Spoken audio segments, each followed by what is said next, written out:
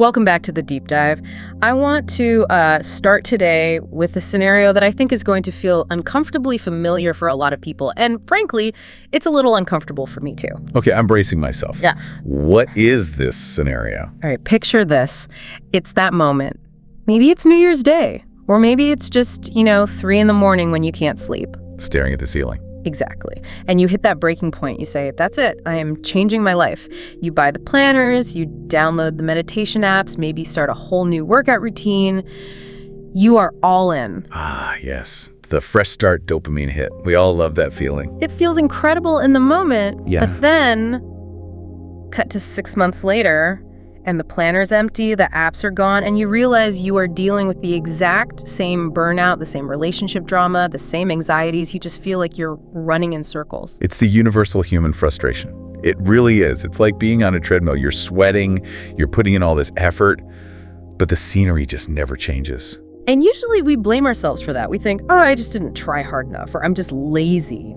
But looking at the sources we have for today, there's a very different explanation on the table. And I have to say, it's a bit unusual for us. It is. We're looking at a perspective that suggests the problem isn't your effort. The problem is your engineering. You're trying to fix the end of the thread instead of the root.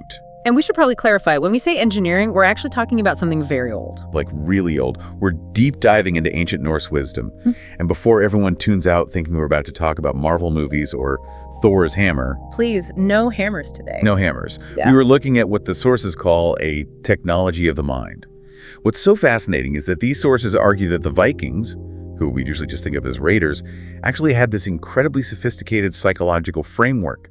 And the crazy part is, it maps almost perfectly onto modern neuroscience. See, that's the hook for me. Because when I hear ancient wisdom, I expect mythology. But you're saying this is practical. We're basically trading a battle axe for a loom. Because the central metaphor here is that you have to think like a weaver. Precisely. And to understand that loom, we have to unpack two words. If you take nothing else away from this deep dive, these are the two concepts that matter: Wyrd and Orlog. Wyrd and Orlog. It sounds a little like a bad fantasy law firm, but let's break them down. Where do we start?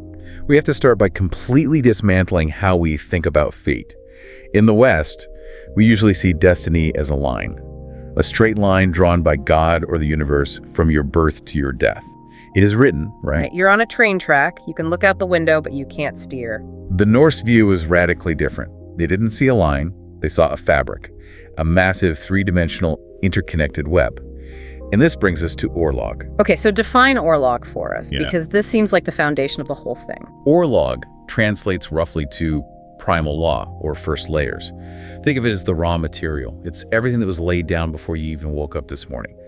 So your genetics, your upbringing, childhood trauma, the history of your ancestors. So it's the factory settings, the stuff you didn't choose. Yes, but, and this is so key, it's also the momentum of those settings. In our notes, there's this amazing comparison to neuroscience. The sources equate Orlog to the basal ganglia. Okay, help us out here. I know the basal ganglia is part of the brain, but what does it actually do? It's the primitive part of your brain that's responsible for habit formation. It's your autopilot. When you drive home and you don't even remember the trip. Yeah. That's the basal ganglia. If you're a natural people pleaser or if you have a short temper, that's your Orlog. It's the inertia of your past pushing you down a certain path. That makes so much sense. It's the reason why when I get stressed, I immediately reach for junk food, or why I shut down in an argument. It's not a conscious choice. It's a script running in the background. Exactly. It's gravity. It's the cumulative weight of everything you've ever done. So if Orlog is gravity, what is Wyrd? Because I'm assuming that's the thing we actually have some control over. Wyrd is the active principle. The word itself is related to the verb to become. Wyrd is the act of weaving that is happening right now. It's the decision you make in this exact second. So Orlog is the past pushing on me. Wyrd is me pushing back. In a way, yeah. Putting down the donut is Wyrd.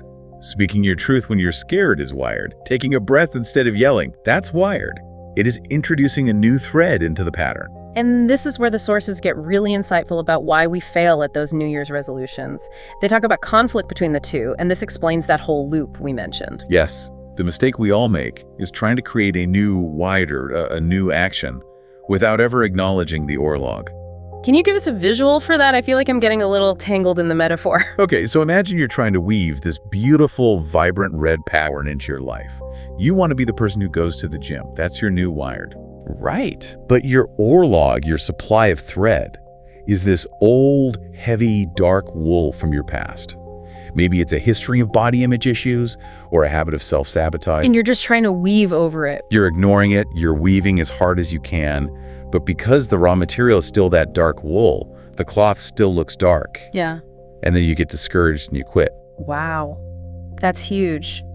We try to weave a new life using the old materials without even realizing it. So the solution is just try harder. It's what? Inspecting the thread. You have to acknowledge the Orlog. You have to see it clearly and say, okay, I have this tendency. This is my inertia. This is my default setting. And only when you stop fighting the reality of your Orlog can you consciously start splicing in the new thread. It almost sounds like forgiveness. It is. It takes the shame out of it. You aren't broken. You just have some heavy Orlog in that area. I like that. Now, the sources pivot here to a specific tool for doing this, and I've got to be honest, when I saw the word runes, my skepticism radar went off hard.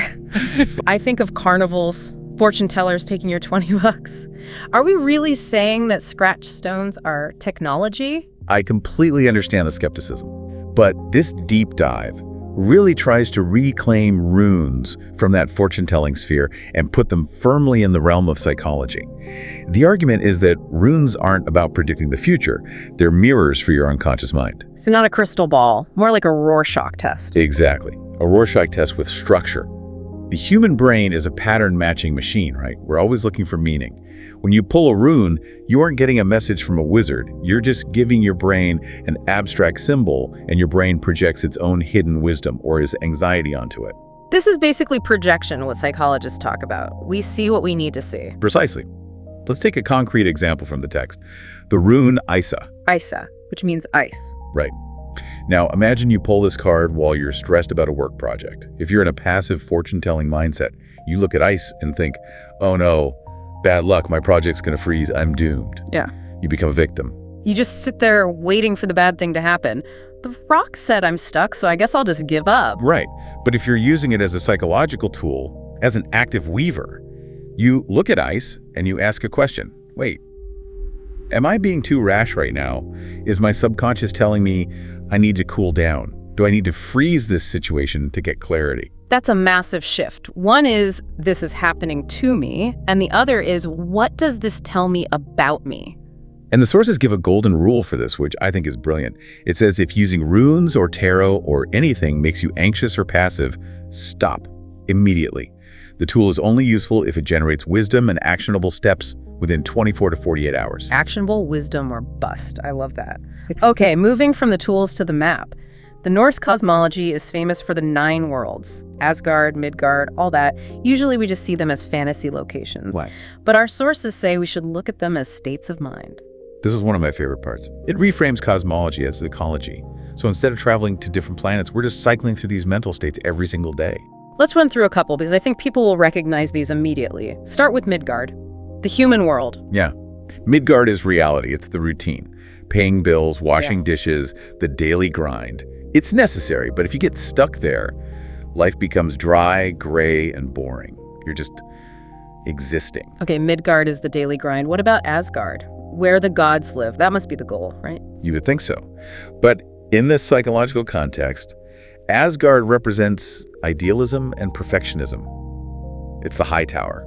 Ah, the ivory tower. And if you get stuck in Asgard, you're constantly judging yourself and others against an impossible standard.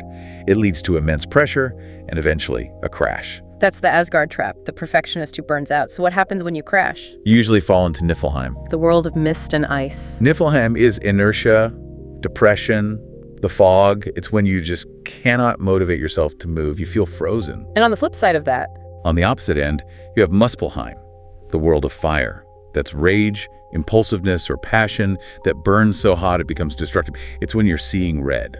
So the diagnosis here isn't that any of these worlds are bad. I mean, sometimes you need fire, sometimes you need to be in Midgard to pay your taxes. Precisely. The pathology is stagnation. Suffering comes from getting stuck. So if you're burning up in Muspelheim with anger, you need to travel. You need to move your mental state somewhere else, somewhere cooler. So the healthy mind is a traveler. Yes.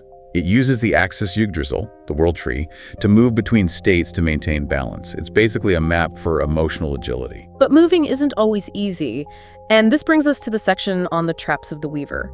These are the ways we sabotage ourselves, and the first one is a story about Odin that I hadn't really processed before. The prophecy trap. It's a profound warning about anxiety and control. Walk us through it. So the story goes that Odin received a prophecy that the great wolf Fenrir would eventually kill him. Okay, scary wolf death prophecy. Got it. Right.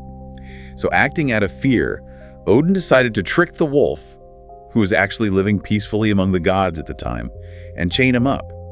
He betrayed Fenrir. Sounds logical. A preemptive strike. But here's the catch. The wolf was neutral towards Odin. It was the act of betraying and chaining him that created the hatred.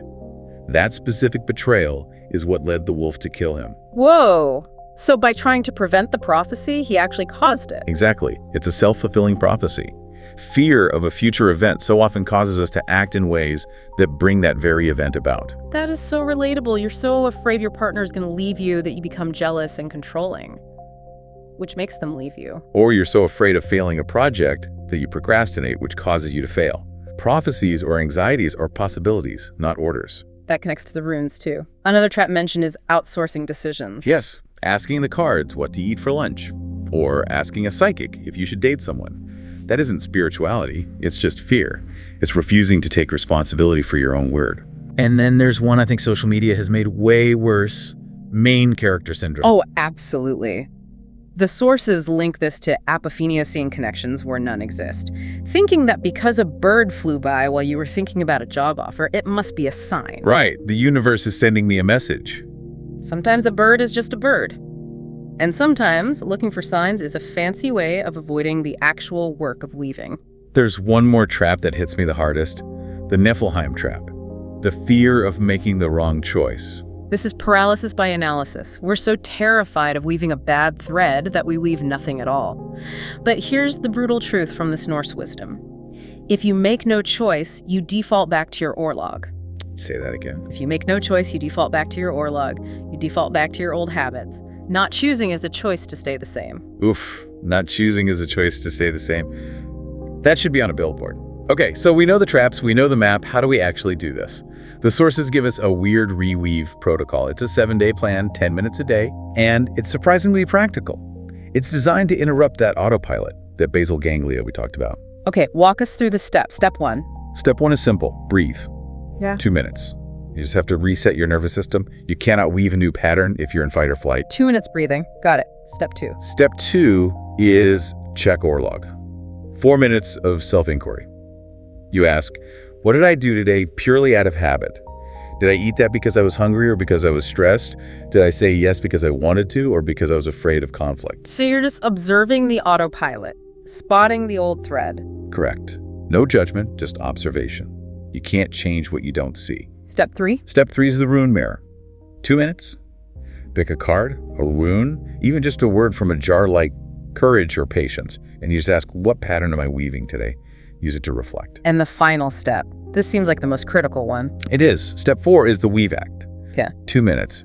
You choose one micro-action that opposes your old habit. Give me a concrete example of a micro-action. Okay, so if your Orlog is to doom scroll on your phone the moment you wake up, the micro-action is to put the phone in the other room and drink a glass of water instead. Just once. Or, if your habit is to stay silent in meetings, the action is to say one sentence. So it doesn't have to be some huge life overhaul. No, in fact, it shouldn't be. And this goes right back to neuroplasticity. The brain changes through repetition, not intensity. Small, repeated acts of new Wyrd build new neural pathways that are much stronger than one big dramatic effort you burn out on. So 10 minutes a day, breathe, check the old habit, reflect, and do one small thing differently. That's how you reweave a life, thread by thread. It's really empowering when you strip away the mystical language. It takes this huge concept of destiny and puts it right back in our hands, or in our loom, I guess. It does, and it leads to the final takeaway from all this. We often think of a warrior in the Norse sense as, someone with an axe charging into battle. But in this context, the true warrior is something else entirely. What's the definition here? The true warrior is the one with the mindfulness to see their own shadow, their own Orlog, and the courage to choose a different action in the heat of the moment. It's the warrior of the mind. That is a definition of bravery I can get behind. We can't change the thread we were born with, but we have absolute power over the pattern we weave today. We are the weavers, not the woven. That's the message. I love that. Well, that's all the time we have for this deep dive into the Viking mind. I feel like I need to go buy a loom now. But don't go too far, because in our next deep dive, episode 82, we're going to leave the wild forests of the north and head into something a bit more structured. We're going to be looking at the circuit board of God. Yes, we will be exploring Kabbalah and the Tree of Life. It's a completely different system, much more geometric, but you might find some surprising parallels to what we discussed today. Can't wait for that. Until then, take a look at your loom, watch out for those old threads, and start weaving something new. Thanks for listening. Goodbye, and weave well.